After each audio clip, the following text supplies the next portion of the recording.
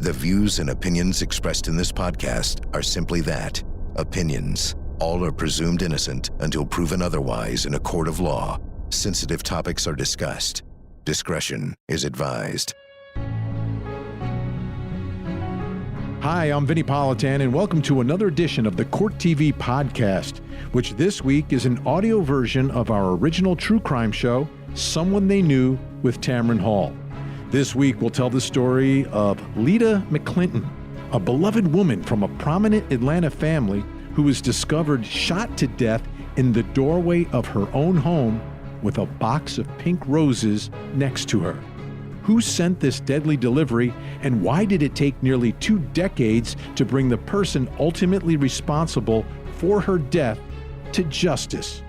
Here, featuring interviews with Atlanta news anchor Carmen Burns, journalist Laura Rosa, and John Lang of the Georgia Bureau of Investigations, is Someone They Knew with Tamron Hall, Deadly Delivery. This is the Court TV podcast.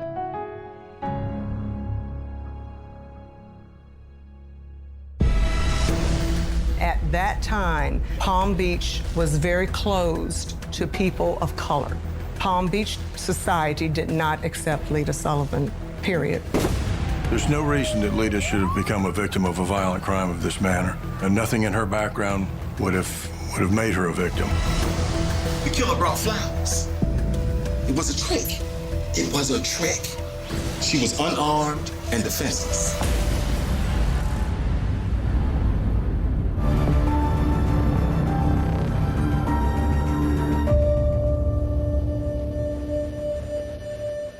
In the early morning hours of January 16th, 1987, in an upscale community of Atlanta, Georgia, a beautiful 35-year-old woman named Lita McClinton was murdered.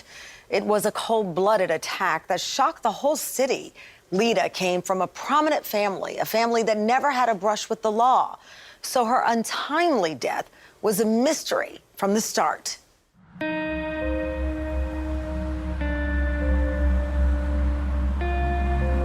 I came to know Lita in high school because we hung out with some of the same people and went to a lot of the same parties. We were really pretty good friends. The McClintons were very well known. They were pretty much pillars in the Black community. The upscale world in Atlanta was divided at the time that she and I grew up. There was a white upscale, and then there was the African-American upscale community. James Sullivan's early life was in Boston. I think he grew up in the south side of Boston, so it wasn't the Brahmin that he pretended to be. James Sullivan came from not much money, but his uncle wound up leaving him a lot of money in the liquor business, but no one really knew that much about him in our world. Lita and Jim met at Lenox Mall. She was working at one of the stores, and one thing led to another, and they just hit it off, and that was it. It was love. Friends and family of Lita were very suspicious of how he got his money, where he came from, how he got where he was, and what his plans were. James and Lita Sullivan, when they moved to Palm Beach, were just a new couple on the island who happened to buy an oceanfront mansion. Really not all that unusual. The money he did have from his uncle's distillery didn't make him ultra rich. It sort of made him, lower level of rich people on Palm Beach. As far as Palm Beach standards, he was not a very wealthy person. I mean, I think he had a net worth of $5 or $6 million. That's spit in the ocean down there. There's old money down there, and he wasn't old money. It was new money, newfound money. When he moved to Palm Beach, James Sullivan said that he was a scion of the Hearst publishing family. Pretty big. Not true, but, he did have newspaper in his blood. Turns out his father had been a typesetter for a newspaper in Boston. So he came down with his lies and his story all, and a few $1 million, but that was not enough to get him to where he wanted to be. Jim Sullivan wanted to be Palm Beach elite. He tried so many different ways to get an entree into the Palm Beach society. Lita did not fit into that society, and she was holding him back from doing the things that he wanted to do. He wanted to be accepted. He was a blue-collar guy, and he was rubbing elbows with the white-collar people, the rich and famous people. A lot of big-name players down there, and he wanted to be part of that crowd. He just didn't have the credentials. At that time, Palm Beach was very closed to people of color. Lita was an albatross around Jim Sullivan's neck in that regard. He thought that she was going to be the belle of the ball, but Palm Beach society did not accept Lita Sullivan, period. Lita Sullivan did not like Palm Beach, and James Sullivan was not paying a lot of attention to her. He had already moved on, it seems to me. He had always trying to climb his way up the Palm Beach ladder. She wasn't interested in that. She went back home to Atlanta. Lita and Jim's marriage broke up because Lita was tired of the demands that he put on her to be involved in that society when she was rebuffed at every turn. And when she moved back to Atlanta, that was it.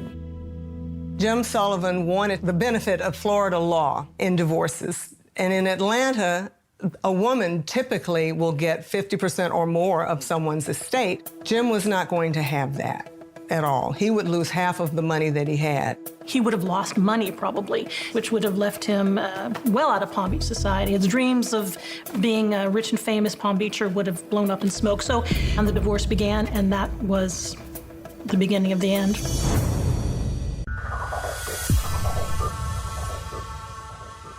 After trying and failing to make a life for herself in Palm Beach, Florida, Lita Sullivan decides to leave her husband, James, and move back to her hometown of Atlanta.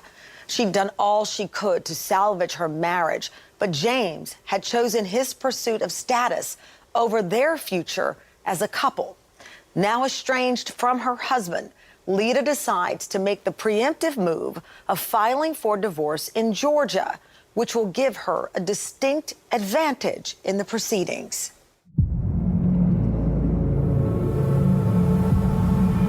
Lita Sullivan was residing in Atlanta, Georgia. She answered a doorbell ring. There was a flower delivery person there. As she opened the door, the person handed her a box of roses, and then at the same time produced a 9mm handgun and shot and killed her in the foyer of her home.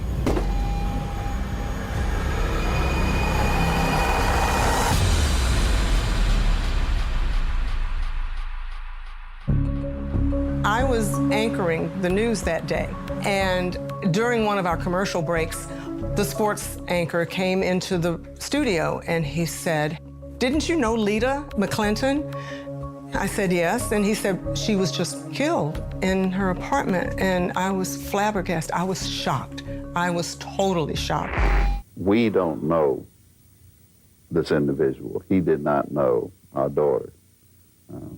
He, we feel, is just one piece of the total puzzle. Initially, investigators were really struck by the callous way in which Lita was murdered. You know, right in the foyer of your own home in a very wealthy part of Atlanta, early in the morning, with a gunshot wound to the head. The crime scene was relatively pristine. Just the box of roses had a bullet hole in it. They were laying on the floor in there. Obviously, she was laying on the floor there, and then one of the rounds missed its target and hit a wall back there, but not much to it. And the gunman immediately left. There was not a theft. There was not an assault, which to me said it was deliberately intended to take her life. There's no reason that Lita should have become a victim of a violent crime of this manner. And nothing in her background that we ever saw would have made her a victim. I initially didn't know what to think. There had not been any shootings or anything going on in that area at all. It was a very safe area in Buckhead. I think it's obvious to anybody that sees that, just any layperson would see that there's a motive behind this. That's not a dope deal gone bad. It's a contract killing.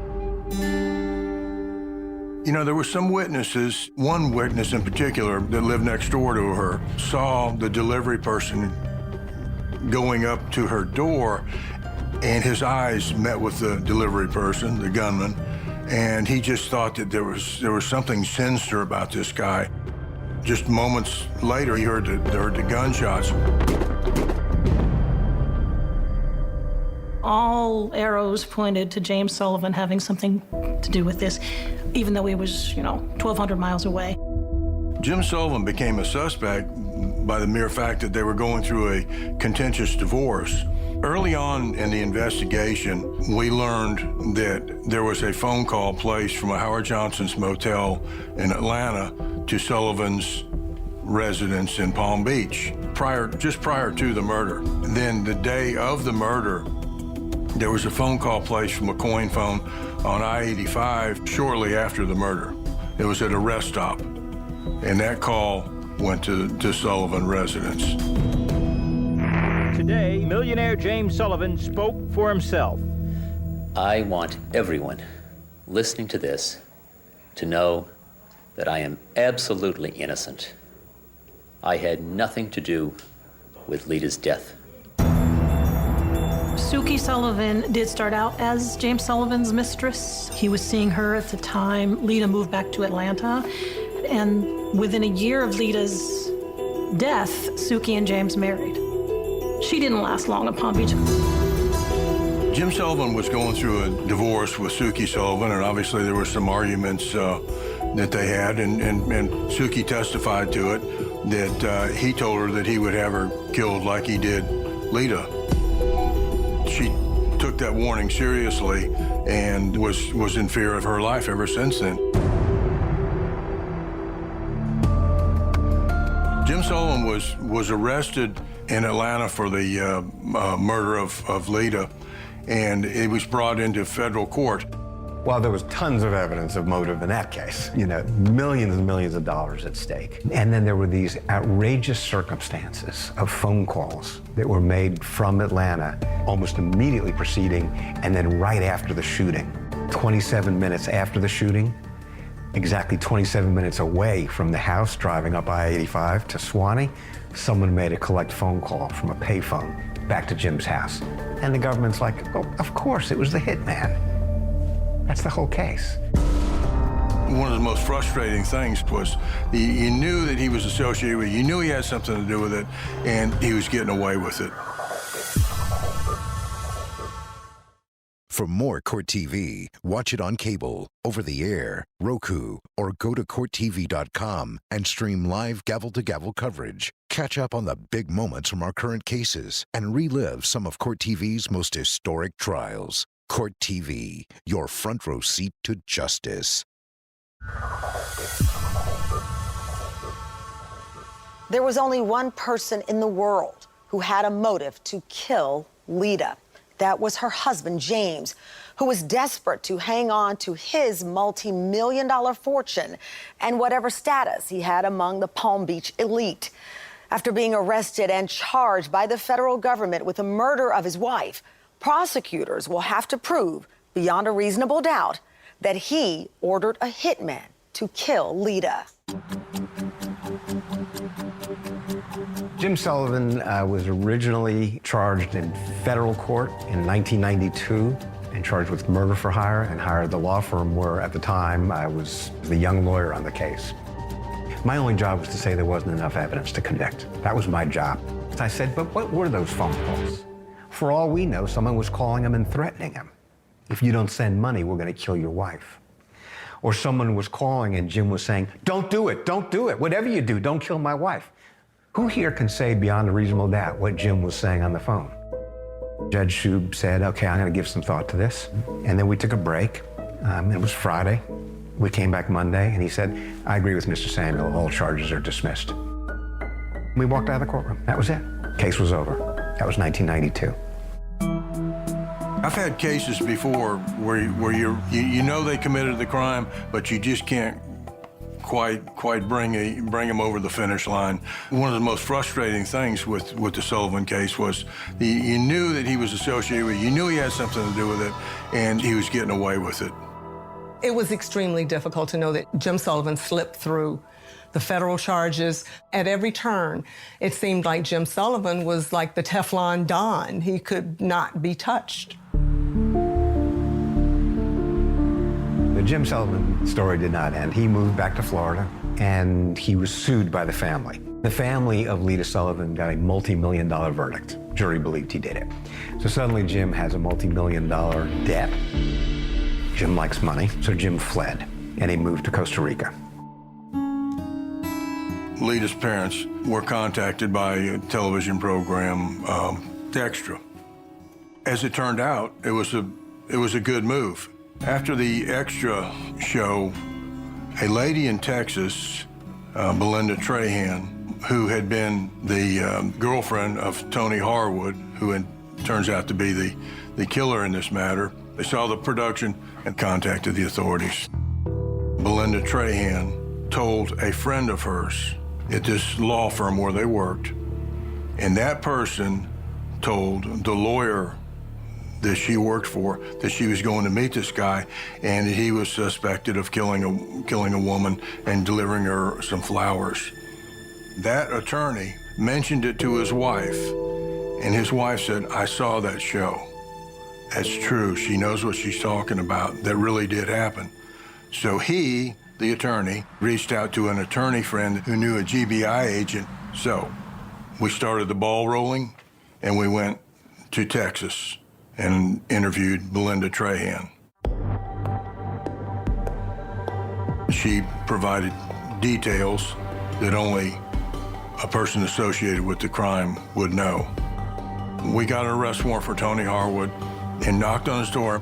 First thing he said was, "I've been waiting for you boys for a long time." I went, "Wow, that's pretty good." Put him in the car, took him to the police station, and he confessed to the crime. He would not ever say that he was the gunman. He just said he was there, he drove the getaway car, broke down crying, and then told us that Jim Sullivan's the one that hired him and paid him the $25,000 for the murder.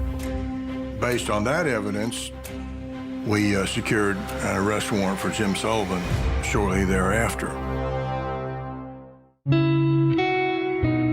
That day that Jim Sullivan was finally indicted for murder was a wonderful day. It really was, because it was long overdue that he would finally be brought to justice for his involvement in the death of his wife, Lita. In 1999 or 2000, I get a phone call from Paul Howard, who's the DA in Fulton County. He says, "Don, we'd like Jim Sullivan to turn himself in." Turn himself in for what? We found the hitman. The truck driver got the deal of the century by pleading guilty to voluntary manslaughter in a 20-year sentence and avoided a potential death penalty in exchange for his testimony against Lita Sullivan's millionaire husband. I called Jim and I said, "So you've been indicted, charged with murder, and they want you to come back." And he said to me, "I'll come back, but I'd like a bond. You know, if he'll agree to a bond, I'll come back." I called Paul Howard back and I said, "Well, Paul, why don't you just agree on a bond and then he'll come back?" And Paul Howard said, "That sounds like a great idea except for one thing. I'm going to be seeking the death penalty." I said, "Oh, I'll let Jim know." The district attorney told his attorneys to have him surrender. Okay, well, what do you think happened? I said, "Jim, I did make the request that bond be set, in which case you would come back and face the charges." And he told me that he was going to be seeking the death penalty. Click. He ran. Anybody could have seen that coming. He instantly went to the FBI's most wanted list. They tracked him to Venezuela, to Costa Rica. It became an international manhunt. There were like Jim Sullivan sightings all over the place. But I do remember there was one in Las Vegas. I contacted the FBI. They sent a lead out there, and it was unfounded. Just you name it, and there was Jim somewhere. But he was always one step ahead. And it was because of his funds that he was able to stay on the lam for so long. I didn't hear from Jim again for at least 2 years. He literally took a car over the mountains in Costa Rica into Panama, we now know, got on a plane and flew ultimately to Thailand, which is where he lived for the next couple of years. wasn't until sometime in '98 that this case was featured on America's Most Wanted. And you sit there and you wait for phone calls. They put it on live, and then people call in if they have any tips or anything like that. Jim Sullivan was seen by an American who recognized him from America's Most Wanted, and he was arrested by Thai authorities because of an outstanding fugitive warrant. When I read that the law had finally caught up with James Sullivan and that he had been in Thailand hiding out where he had married a fourth time, I remember thinking, oh my God, he was still free. It's like looking at the calendar all this time, he was still free. He had slipped through the hands of justice for that long. All of the publicity that had surrounded this case for so long finally came to fruition. It finally brought him to justice. Someone recognized him, and they caught him. On July 2nd, 2002, over 15 years after Lita's death, James Sullivan has finally been charged with her murder. For the family and friends of Lita, it is a welcome relief that is long overdue. For Fulton County prosecutors, it is a chance to remind James Sullivan that no one is above the law. On the morning of January 16, 1987, Lita McClinton Sullivan opened her door to a hitman carrying flowers. That morning, she greeted her killer with "Good morning" as she opened the door. And "good morning" was the last thing that Lita ever said. For us, the strategy was to tell a chronological story to the jurors that would educate them, it would inform them, and ultimately persuade them that Sullivan was, in fact, the person responsible. Jim Sullivan killed his wife. The state is going to prove it. We ask that you find him guilty at the close of all this evidence and end 19 years of waiting for her family. Thank you. This trial was extremely important. Quite naturally, it was very important to the McClinton family to seek justice and obtain some accountability from James Sullivan, who had evaded law enforcement and authorities for years with his lies and manipulations. Jim Sullivan did not murder Lisa. He did not murder his wife. He didn't hire anybody to murder his wife.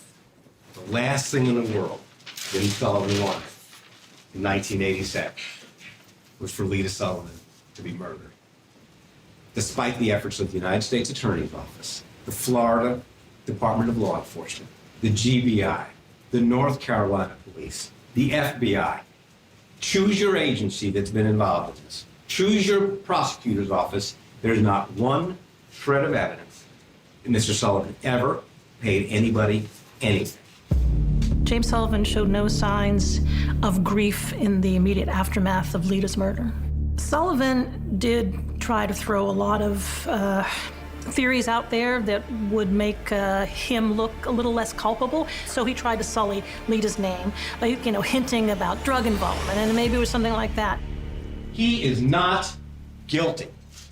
He is not guilty of the charges. And I ask you to return a verdict after you've heard from these. There were three witnesses that I would put into a category of most compelling. One, quite naturally, would be Tony Harwood, who actually gave a lot of the details that previously had been unknown about how this whole horrible crime was planned from the beginning. Two was an attorney here in Atlanta who at the time of Lita's death was her next door neighbor. And the third most compelling witness, I would say, I think Belinda Trahan. Trahan at the time was Tony Harwood's longtime girlfriend. Ms. Trahan, do you know an individual by the name of Philip Anthony Harwood? Yes, I do. What did you call him? Tony. How do you know Tony? We were boyfriend and girlfriend. Tony Harwood, for the purposes of this case, proved to be a very important part once he was taken into custody. by the GBI and interviewed, he told them that he, in fact, did have a relationship with James Sullivan. Can you tell the jurors how it is that you came to have a conversation with Mr. Sullivan about his wife, Lita? The best I can remember, Mr. Sullivan told me that he was having problems with his soon-to-be ex-wife. He told me that she was probably going to take him for everything he had. Tony Harwood traveled delivering furniture and such, and he delivered some furniture to James Sullivan's house from Macon, Georgia to Palm Beach. And at that time, that's when Sullivan approached him about having Lita taken care of. Those were his words. He asked me if I knew anybody that could possibly take care of his problem. We kept talking, and, he was just more or less just feeling me out, I guess. When did you think Mr. Sullivan wasn't joking anymore? Objection. Reading and suggesting. I'll allow it. Go ahead.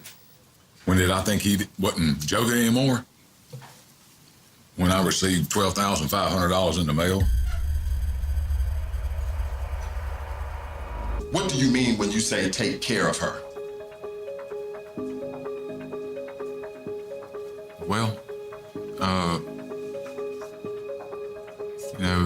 it can be looked at a lot of different ways. Take care of her, but I assumed, and I don't like to assume anything, but I assumed that he meant to kill her.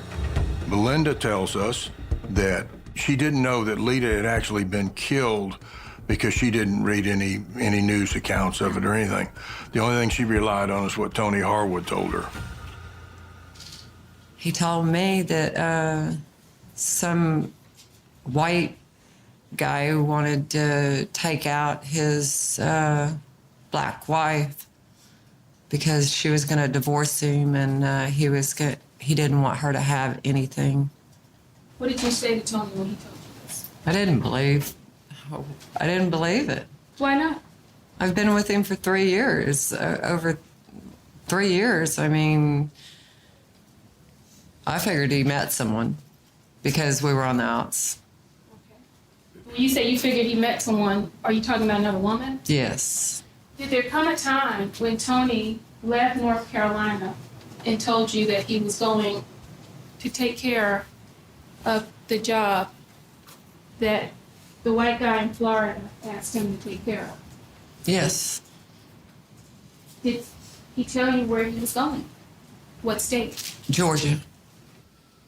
Lita told me, we went upstairs to the kitchen, and she told me that someone had knocked on her door. She said banged on her door very, very loudly a couple of nights before. And I said, oh, baby, don't answer your door. And she says, I won't. Harwood says he's going down to Atlanta to take care of this problem for this guy. When Harwood came back, he said, we tried to get her to come to the door, and she wouldn't come to the door. She said, well, silly, why don't you send her some flowers? Every woman would like to get flowers. I never spoke to her.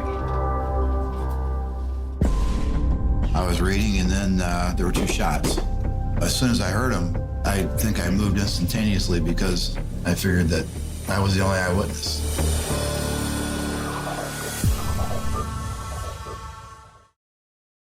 Follow Court TV live over the air, uninterrupted. If you're watching television with an antenna, just rescan your channels now to add Court TV. And go to CourtTV.com to see the exact channel position and more ways to watch Court TV in your area.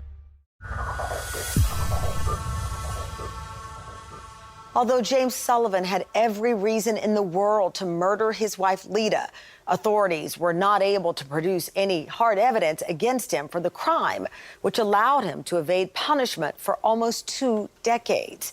Now, attorneys for the Fulton County Prosecutor's Office will have to rely on the testimony of a hitman and his ex-girlfriend in order to convince the jury of Sullivan's guilt.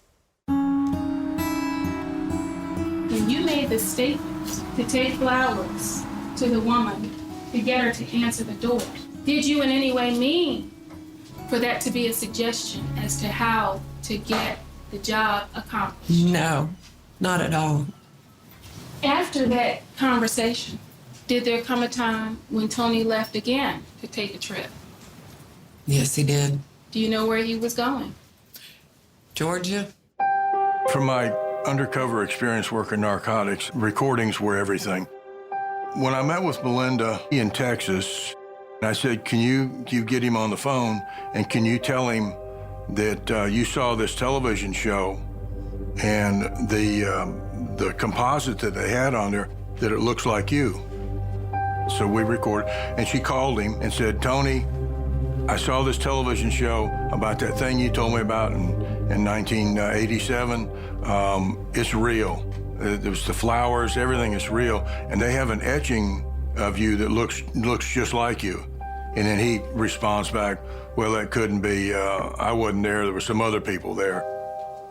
Now, tell the jurors, who is John? John is the man that killed Lita Sullivan. John's a real person. Yes, sir. What kind of occupation does John have? I don't know now, but at the time he worked in a topless bar. Were you ever able to identify a Chinese bartender? No. To this day, Agent Lang, do you know who was with Tony Harwood when he came to murder Lita Sullivan? No, I don't.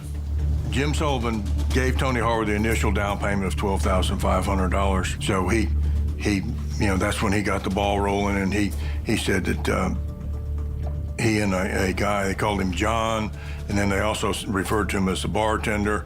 We were never able to find a John or a bartender that Tony Harwood associated with.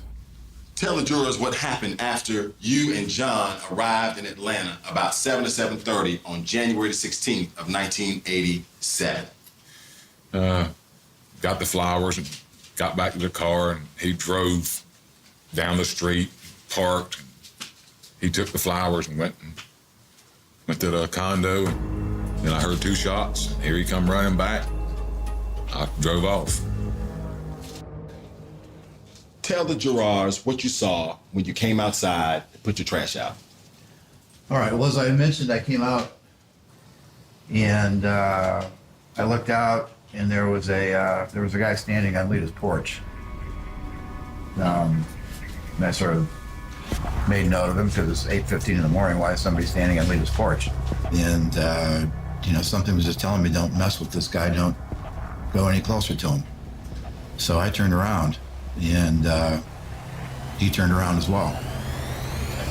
And can you tell the jurors what is the next thing that happened? Well, the next thing that happened was, as I said, I heard the voice. I was reading, and then there were 2 shots. I think I moved instantaneously because, I just locked eyes with this guy a minute before or whatever it was, and I figured that I was the only eyewitness. And so why wouldn't he want to get me as well? So I immediately dropped the newspaper and then crouched down right behind this wall here. Can you give the jury some idea who most resembles the person you saw with the flower box that morning? Would it surprise you to know that it is Philip Anthony Harwood? Objection, testimony. Sustained. Of the 300 million individuals that live in this country, what is the likelihood that a person who was identified by Robert Christensen as being a hitman is the same person who delivered James Sullivan's furniture to him in West Palm Beach, Florida? When he came home from that trip, of course, again, then I said, well, did you have a good time? And he said that the job was done. Was there a time that Tony told you he could prove it to you? He told me, let's go for a ride. She was present when Sullivan paid Tony Harwood the rest of the money for the contract killing. It was in a little, like maybe a Denny's restaurant somewhere near Wildwood, Florida, somewhere in that vicinity. And she went with Tony down there because she didn't She just still didn't believe everything. He walked up to the booth and looked at me. Well, actually, when Sullivan was on this side, let me get it right. He walked up to the booth and he looked me directly in the eyes. I made eye contact with him, and then he turned to Tony and he said, "What is she doing?" He said what? What is she doing? And did he say it in a tone like that? Yes, he was very angry. She met Sullivan in there, and he said something, well, what's she doing here? And that's my girlfriend. But she was there and present when the money transferred. He wasn't there very long, and then pushed the paper across the table like this. Did you actually see him push the paper across the table as you were looking at it? That's when I turned and looked at the paper and the well-manicured hand. And then Tony put his hand on it and took it from there. And the other guy pulled his hand back.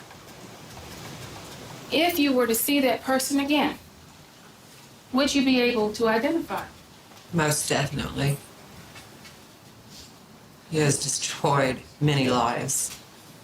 If you would, Ms. Trahan, I'd like for you to look around this courtroom and tell me if you see the person that you saw in that restaurant back in 1987. Yes, I do. Please, point him out. It's right there. He can't even make eye contact. He's wearing glasses, light gray hair, blue suit.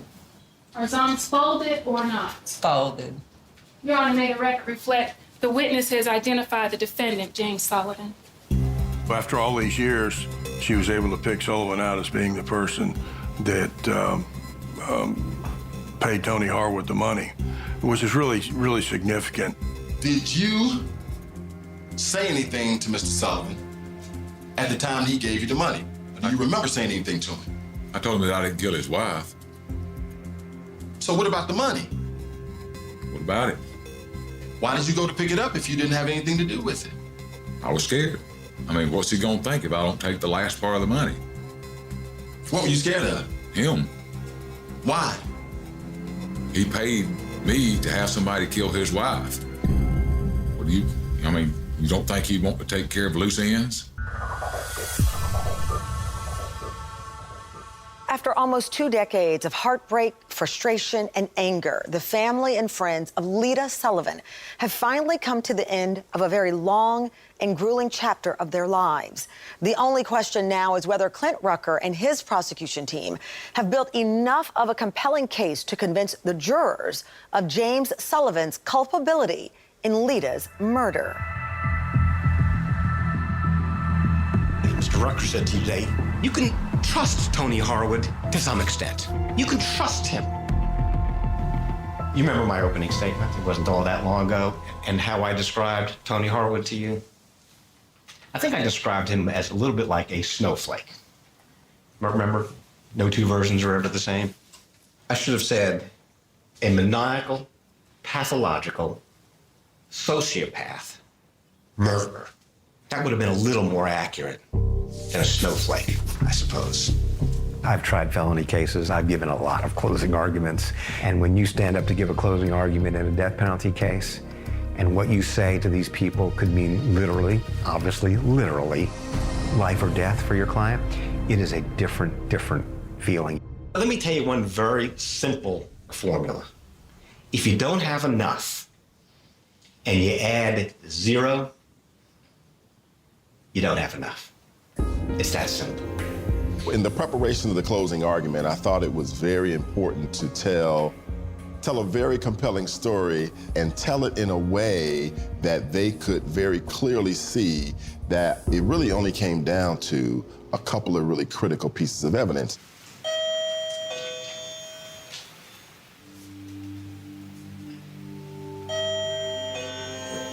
I actually went to a hardware store and I was able to obtain a wireless doorbell that I brought into the courtroom before anyone arrived that morning of the closing, and positioned it in the courtroom so that I could operate it at the appropriate time. See, this doorbell, although it's used by me to get your attention, was used for a different purpose on January the 16th of 1987. It was used to lure Lita to the door. It's the reason why the killer brought flowers. It was a trick. It was a trick. She was unarmed and defenseless. Ernest Hemingway had written For Whom the Bell Tolls, and the very famous quote from the novel is, "And therefore never sin to know for whom the bell tolls. For whom the bell tolls." I wanted to find a very dramatic way to convey to the jurors a sense of the fear that Lita must have been feeling at the time that she confronted Tony Harwood. Tell him that it tolls for thee. For you. For you.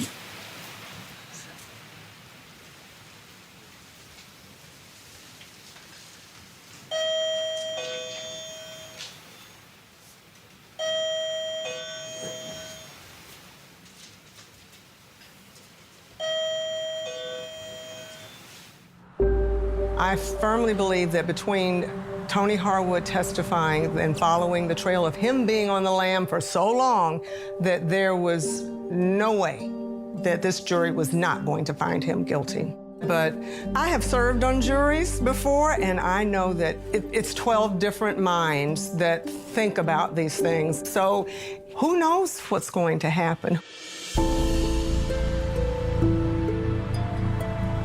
You've reached a verdict. Give the verdict form to Sergeant Ballard, please.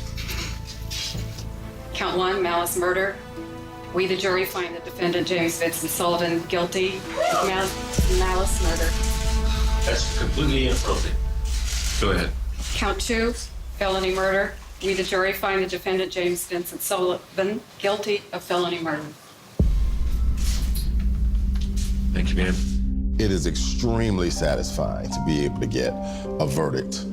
I thought that was very important after 19 years, not only for the family, but for the community itself. Palm Beach had turned away from James Sullivan when he was ultimately extradited from Thailand to Georgia to face the murder trial and convicted. There wasn't a lot of surprise. I mean, it was still a lot of salacious details were all brought up again because many years had passed. I mean, he'd been on the lam for a long time. And so Palm Beach had moved on.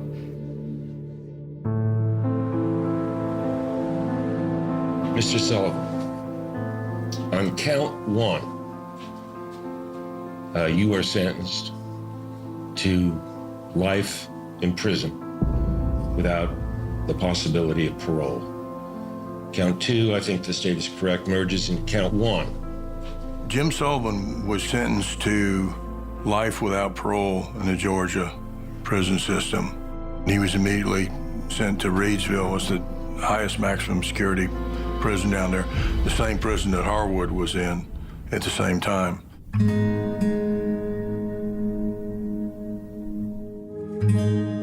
All of my memories of Lita are wonderful, great memories. You have to hold on to those memories of the good times in order to not think about the horrible outcomes.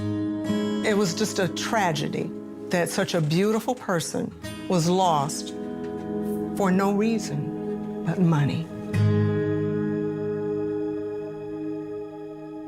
In exchange for his testimony against James Sullivan, Tony Harwood struck a deal with the state of Georgia that would limit his sentence to 20 years. He was released from prison in May of 2018 after serving his full term. James Sullivan is currently serving out his life sentence in the Floyd County Correctional Institution. I'm Tamron Hall. Thank you for watching Someone They Knew.